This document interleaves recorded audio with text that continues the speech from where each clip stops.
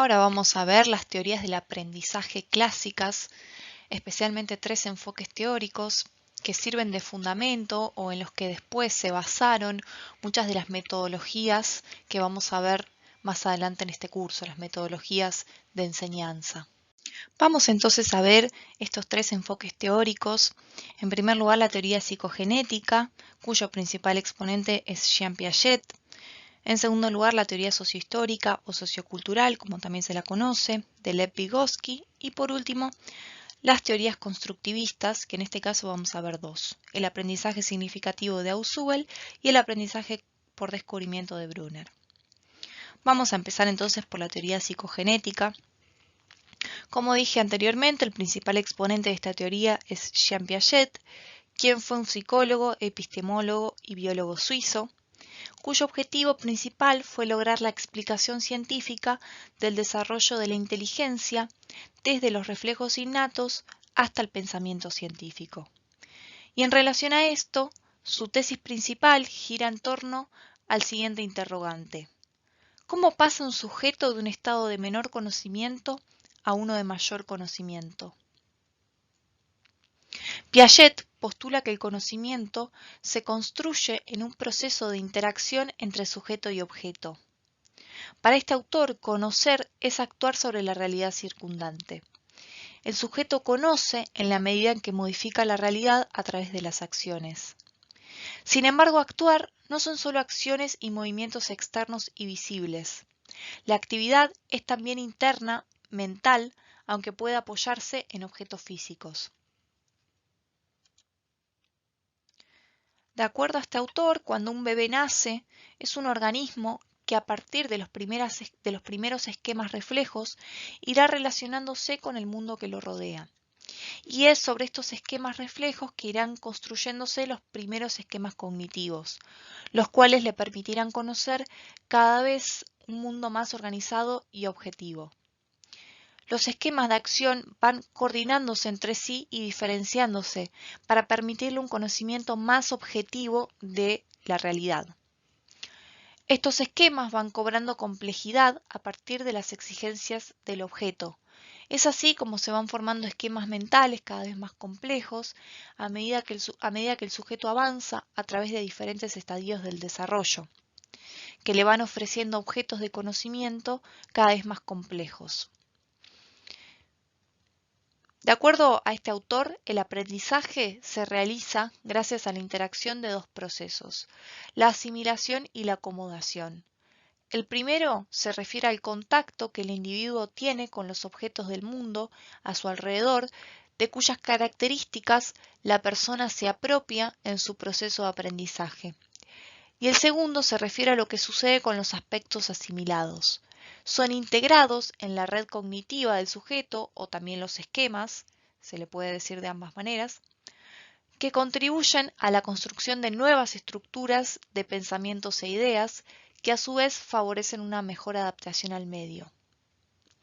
De esta manera, Piaget considera que el psiquismo o la mente se va formando a través de la asimilación y la acomodación de la nueva información, de esas nuevas exigencias que surgen a través de la realidad, a través de lo que los objetos de conocimiento ofrecen, se van integrando en los esquemas previos y también se van formando nuevos esquemas a través de estos dos procesos de asimilación y de acomodación. Entonces, cuando se ha logrado la integración, aparece un nuevo proceso de equilibrio, gracias al cual el individuo utiliza lo que ha aprendido para mejorar su desempeño en el medio que le rodea.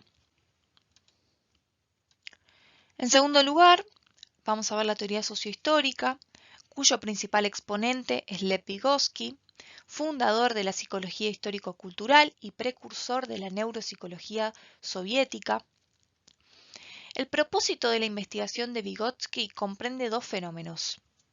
En primer lugar, estudiar el proceso de adquisición de instrumentos exteriores del desarrollo cultural y del pensamiento, como el lenguaje, el arte y la cultura, y el cálculo.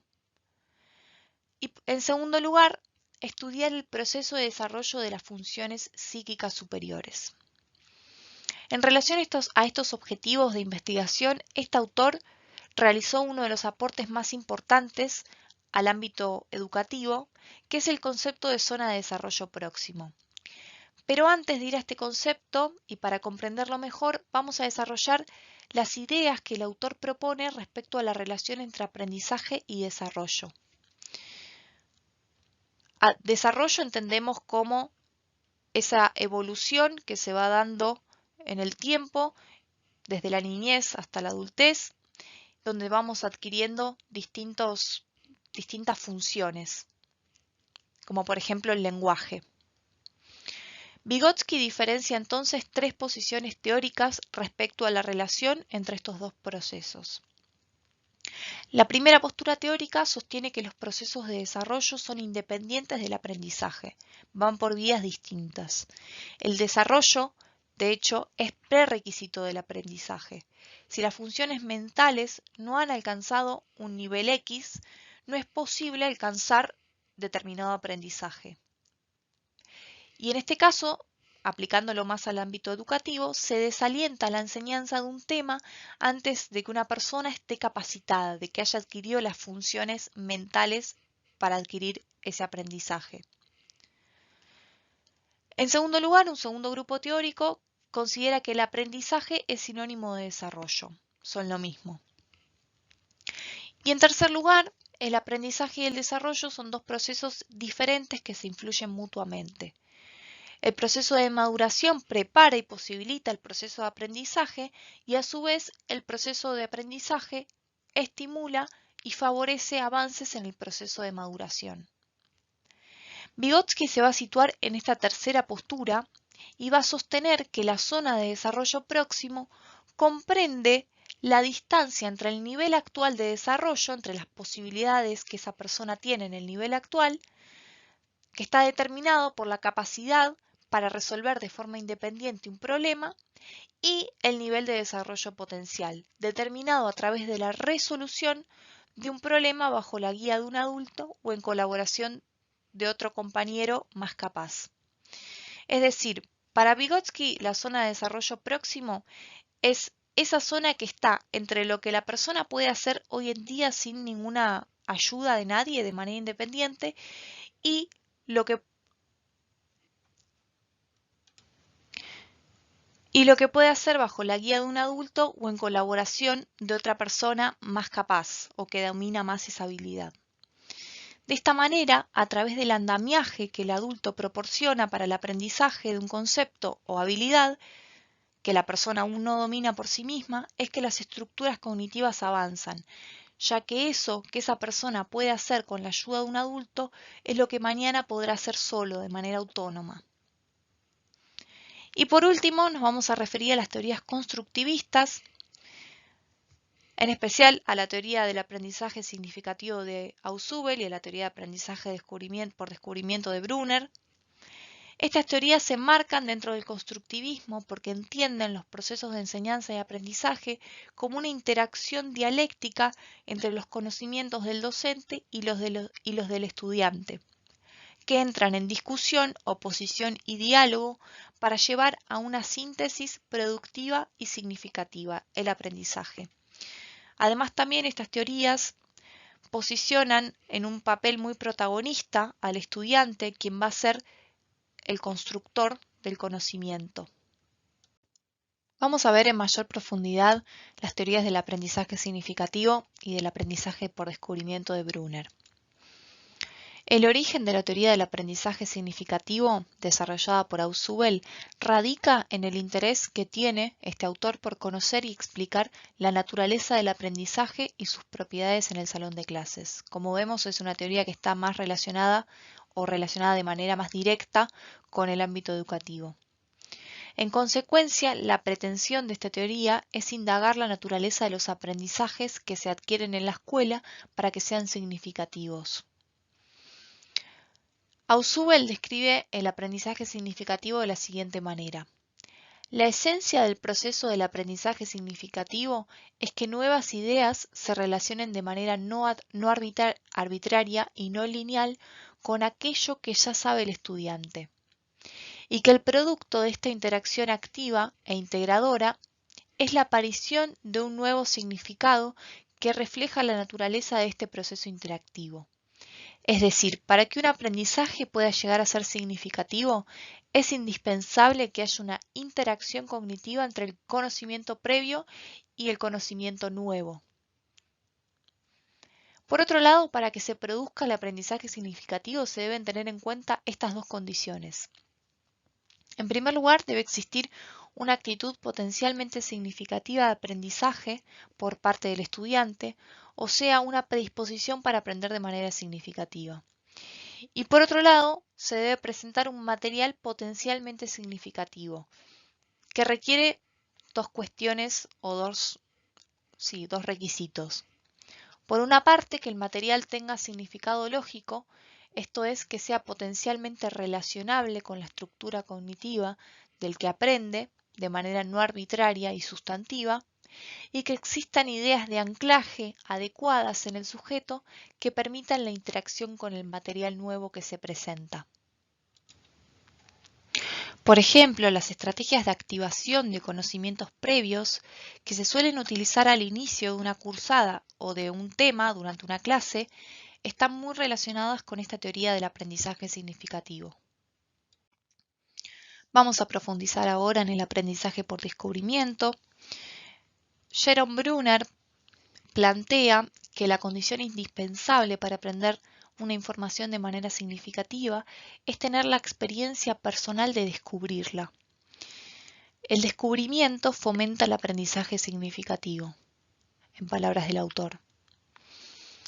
Por otro lado, este autor atribuye una gran importancia a la actividad directa de los individuos sobre la realidad. En este tipo de aprendizaje, el alumno tiene una gran participación. El docente no expone los contenidos de manera acabada.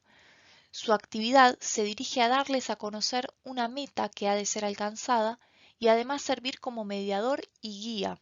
En este punto podemos recordar las orientaciones de la enseñanza que vimos al inicio de esta clase de la autora Cristina Davini. Entonces, debe servir como mediador y guía para que los alumnos sean los que recorran el camino y alcancen los objetivos propuestos. En otras palabras, el aprendizaje por descubrimiento se produce cuando el docente le presenta todas las herramientas necesarias para que éste descubra por sí mismo ese conocimiento o habilidad. El aprendizaje por descubrimiento constituye un aprendizaje muy efectivo cuando se lleva a cabo de modo idóneo, pues asegura un conocimiento significativo y fomenta hábitos de investigación y rigor en los individuos. Algunos principios del aprendizaje por descubrimiento son: todo conocimiento real es aprendido por uno mismo, es decir, que el individuo adquiere conocimiento cuando lo descubre por él mismo o por su propio discernimiento. Segundo principio, el descubrimiento asegura la conservación del recuerdo, es decir, que a través de este tipo de aprendizaje es más probable que el individuo conserve la información. Y un tercer principio, lo que va a plantear es que el descubrimiento es una fuente primaria de motivación intrínseca. Hay tres formas de descubrimiento, plantea el autor. Una es el descubrimiento inductivo, que es la que va de lo particular, del caso a caso, a lo general.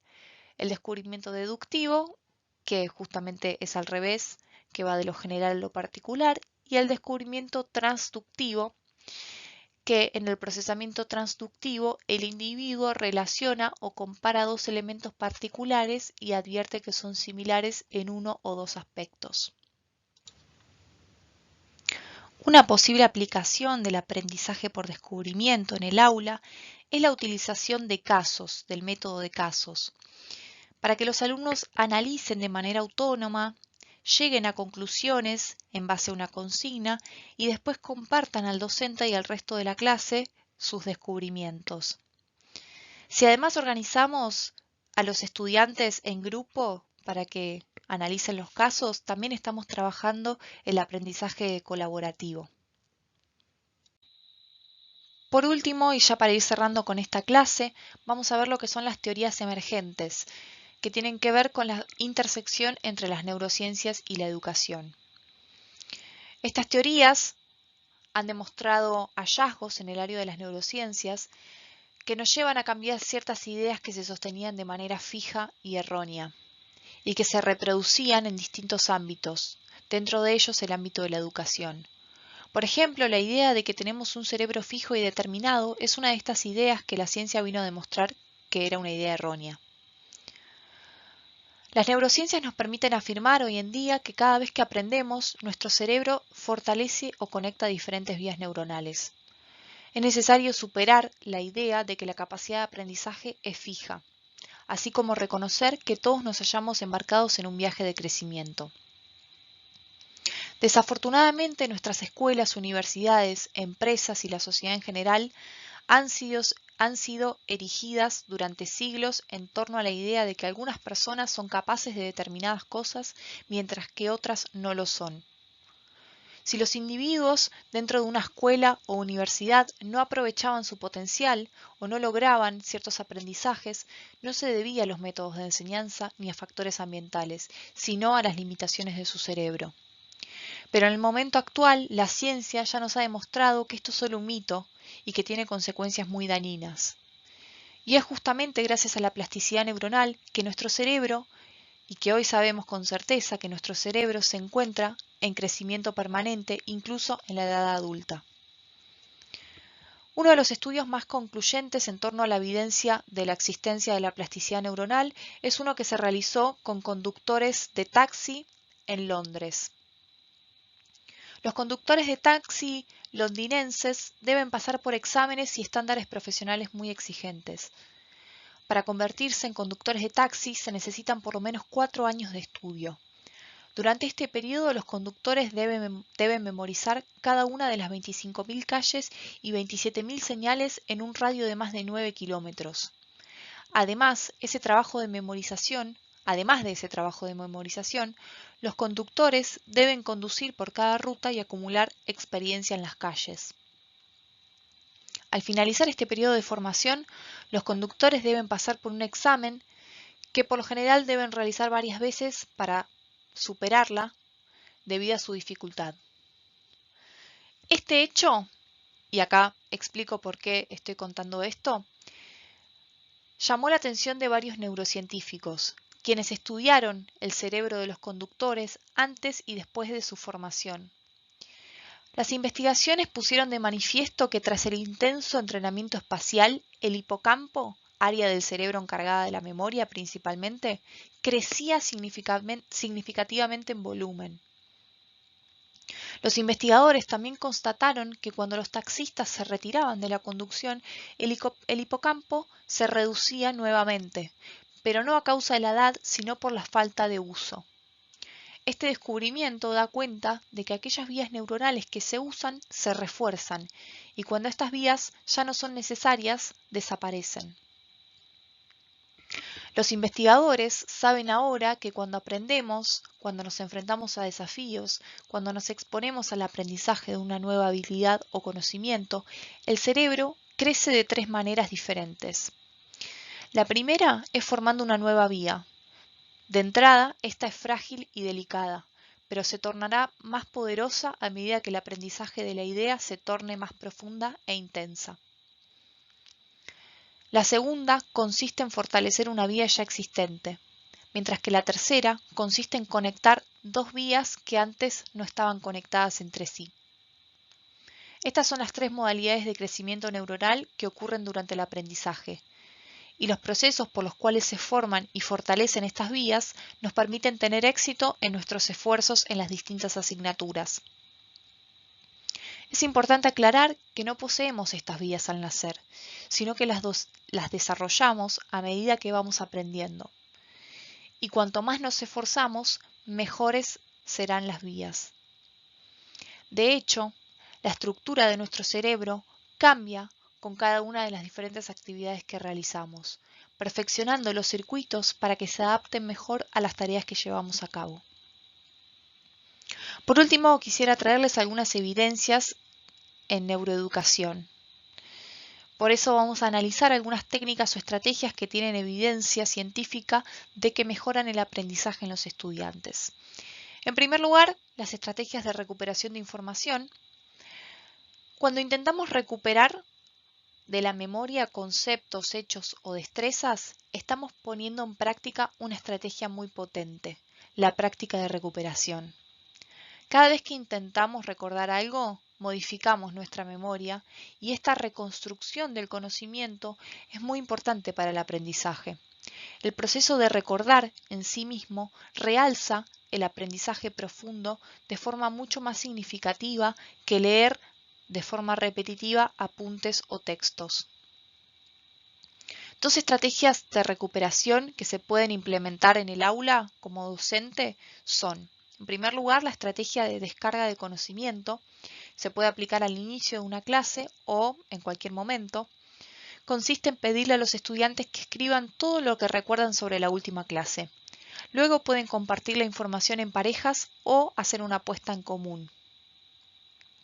Otra estrategia es la que se conoce como dos cosas.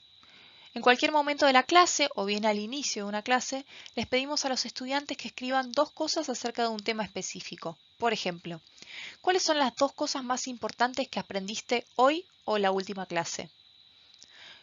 ¿Cuáles son las dos conclusiones de este tema? ¿Cuáles son dos ejemplos de tu vida que se relacionan con lo estudiado hoy? Como vemos en este último caso, no solo vamos a recuperar información previamente almacenada, sino que también vamos a relacionar con ejemplos de la vida del estudiante. Otra estrategia que podemos incorporar es la práctica espaciada. Hoy en día sabemos que el aprendizaje se optimiza cuando se separan las sesiones o clases dedicadas al estudio, en lugar de agruparlas. Es decir, es mejor tener 3 sesiones de 1 hora en días separados que una sesión o una clase de 3 horas en un solo día. Esta técnica es más efectiva que la práctica masiva porque genera más tiempo para reflexionar sobre lo aprendido y ello permite consolidar mejor el contenido en la memoria a largo plazo. De esta manera se refuerzan las conexiones neuronales ya formadas, dotando de significado el aprendizaje. Esto, por supuesto, sin olvidar lo importante que es el sueño en el proceso de consolidación de la información. Ahora bien, muchas veces, dada la estructura y distribución de las clases a nivel universitario, no es posible distribuir las horas de aprendizaje en diferentes días. Pero lo que sí podemos hacer es aconsejar a los estudiantes que incorporen la práctica distribuida para estudiar para un examen. O bien, en el caso de contar con aula virtual, adelantar material del tema que se va a tratar en la siguiente clase para favorecer el procesamiento distribuido de la información. Esto lo vamos a retomar más adelante en el curso a través de la estrategia del aula invertida. En tercer lugar, el enfoque multisensorial. Las investigaciones revelan que el aprendizaje se optimiza cuando se combinan estrategias o recursos en los que intervienen distintos estímulos sensoriales. Esto propicia una mayor interconectividad entre las diferentes conexiones cerebrales que se activan durante el proceso.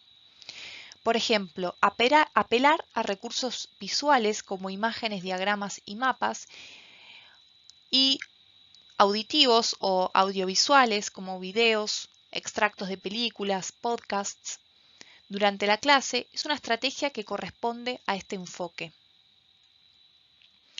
Por último, la estrategia de tutoría entre iguales. Es una estrategia muy útil en el aula cuando los docentes somos incapaces de explicar de forma adecuada a un estudiante un determinado concepto. Consiste en pedir a un compañero suyo, de ese alumno, que sí lo entendió, que se lo explique.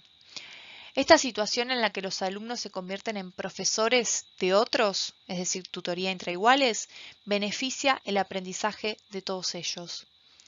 Los beneficios didácticos se deben, entre varias cuestiones, a que los circuitos cerebrales de recompensa que intervienen tanto en los procesos asociados a la motivación inicial como en las relaciones interpersonales se refuerzan. De hecho, la simple expectativa de acción cooperativa de ayudar a un otro es suficiente para liberar dopamina, que es un neurotransmisor asociado a la motivación y a la recompensa. Bueno, los invito a leer la bibliografía que ahora les voy a pasar a detallar en la siguiente diapositiva para profundizar más sobre estos temas que son tan interesantes, actuales y apasionantes. Esta es la bibliografía que pueden consultar para profundizar los temas que vimos anteriormente sobre neuroeducación. Vamos a hacer una síntesis y una recapitulación de lo visto durante esta clase. Comenzamos esta clase recorriendo los conceptos de enseñanza y aprendizaje. Luego pasamos a analizar los enfoques sobre la relación de enseñanza y aprendizaje que propone Feldman. En tercer lugar, consideramos el aporte de las teorías clásicas del aprendizaje para la comprensión de este proceso. Y por último, conocimos algunos de los aportes de las neurociencias en el campo de la educación. Para finalizar esta clase, quería cerrar con esta frase de Benjamin Franklin que dice: cuéntamelo y lo olvidaré, enséñamelo y lo recordaré, involúcrame y lo aprenderé. Que de alguna manera representa el objetivo de este curso, que es que ustedes se lleven metodologías que ayuden a que los estudiantes aprendan de manera más activa y significativa. Acá les dejo disponible la bibliografía que utilicé para armar esta clase, que tendrán disponible en el aula virtual.